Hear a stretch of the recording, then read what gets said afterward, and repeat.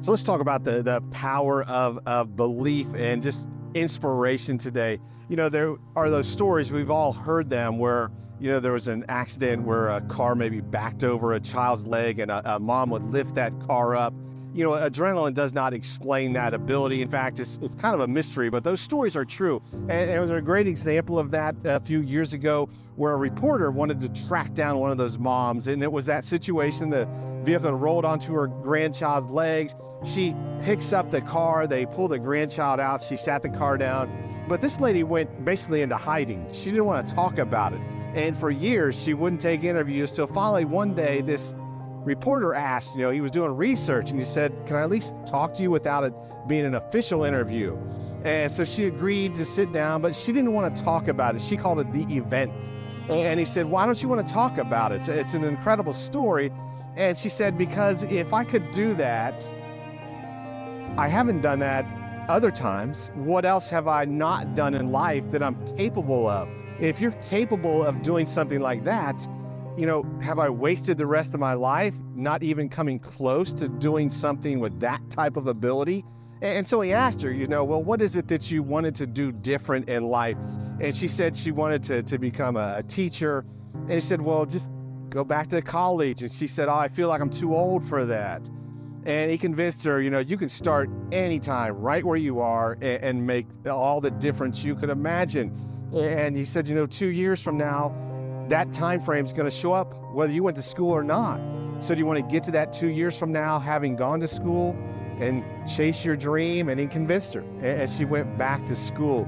But a fascinating picture, that sometimes we just think, can I really do that? And one of the best examples of that is Mike Ilitch. He grew up in Detroit, loved the Detroit Tigers. As a child, he dreamed and said, one day I'm going to play for them. And so in school, he worked very hard to become the best baseball player in school. And, but his dad said, that's a hard dream to pursue. The odds of that are pretty slim. And so he said, you need to find another career and maybe just do this as kind of like a hobby. But Ilitch said, no, this is going to be my dream. I'm going to do this. And again, he faced off with people that didn't necessarily believe in him, but he believed it. And so he pursued that. Went into college, but then he got injured, came back from school. This was a career-ending injury. And, his dad just kind of said, I told you so. And so Ilitch just thought, that was my dream. What do I do? And learn from this story, there's always a way if you're committed. It may not look exactly like you thought. It may even look better than you thought. So here's what happened to Ilitch. He went to a friend. This guy had a small pizza store. And he said, look, I need to do something. My dad's upset. I spent all this time pursuing this dream. I need to at least get a job so, he won't be upset with me. And the guy said, I can give you a job, but I can't pay you. And he said, how about I'll work for you. You teach me about pizza. And the guy said, all right, I'll teach you what I know about pizza. And so Ilitch, he stayed and worked for this guy and didn't get paid, but during that time, he learned about pizza and he learned how to run a restaurant. Eventually, he opened his own pizza restaurant. And that became 2, became 4, became, just an untold number at this point, how many, because Ilitch founded Little Caesars. And so Little Caesars Pizza has made him now, a billionaire. But he still had this dream for the Detroit Tigers. So what happened next is he went back and he bought the Detroit Tigers.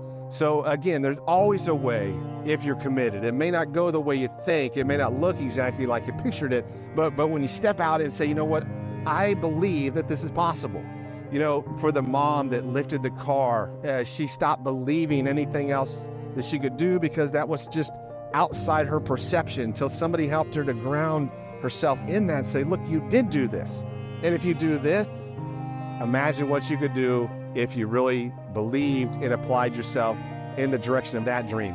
For Ilitch, what looked like the end of the dream, you know what? He ended up becoming the owner of that team he dreamed of playing for. So it's the same thing for your life, for my life. It's whether or not you continue to believe and pursue what it is that you believe is possible. And you'll find all kinds of critics, and they'll tell you things like, it's never been done that way before. Or you might be in a family that says, nobody in our family's ever done that.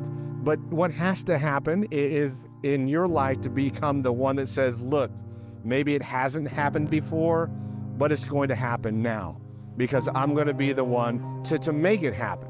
And recognize along the way you will have doubters and naysayers. It's not necessarily that they're trying to be unkind, but dreams often frighten other people.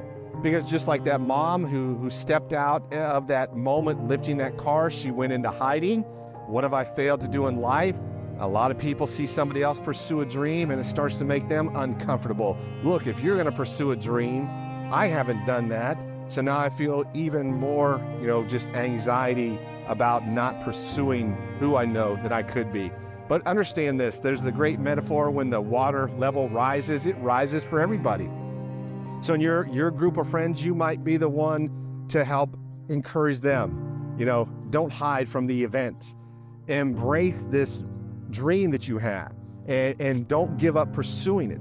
And if you continue to press forward and you have that attitude that I know that I can do this and I'm able to do this, you'll be amazed at incredible things that happen. If you study anybody down through history that accomplished something great, they've all had plenty of times when somebody was there as that person to tell them they couldn't do it.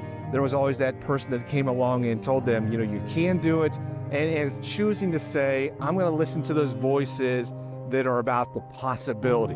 The great question always asked, what would you do if you knew you couldn't fail? And if you really answer that and say, if I knew I couldn't fail, well, here's the things that I would do. And start to see that picture of what you would do until it becomes so real in your mind that you say, I'm going to go for that. I'm going to pursue that. Maybe I'm not going to play for that team, but maybe I'm going to own that team. Maybe I'm not going to lift another car, but I can lift other people out of depression with my own example, or I can lift myself from the life I'm in now into that life that I dream about. So we'll look at some incredible examples of research about the challenge of belief, but I'll give you a fascinating one that I saw and witnessed this, and it was amazing to see this because it happens so quickly. But in psychology, it's called the think-drink effect. And all you do, you take a group of people and they think they're in a party and they're in that kind of mood for that celebration, and you give them a drink and you tell them, hey, take it easy on this drink. This is some serious alcohol in this. And the reality is it's no alcohol in it. But if they think it is, you'll be amazed. And you can watch this. I watched it myself. It took few minutes. There was a group of about 8 people, gave them a drink. It was non-alcoholic, but they were told it's alcoholic. And within about 8-9 minutes, they were stumbling and they're laughing and they're acting just like anybody intoxicated would, because they believed they had taken in alcohol when the reality is they hadn't. That's the difference belief makes. There's incredible stories where they'll give people, a prescription, but it's the opposite prescription they thought they were getting. So for somebody that, was, having problems with, anxiety, they might tell them this pill is going to calm you down, but they actually gave them a pill that is more something that'll give you energy. But they thought it was calming, so they took a pill and it calmed them down. That belief became the drug. It actually shaped their experience, even though they took the exact opposite prescription. So again, you'll find all kinds of things around with people that are going to say, don't believe, or believe the worst, or believe it'll never happen. You have to be that person that says, listen, belief shapes your life. I'm going to believe the impossible becomes possible. I'll give you some other examples throughout the course that cannot be explained other than by just a miracle. You don't have to have a specific type of faith as we go through these discussions, but you'll understand that everybody has some type of faith, whether or not it's a belief in God or not, but everybody has a faith.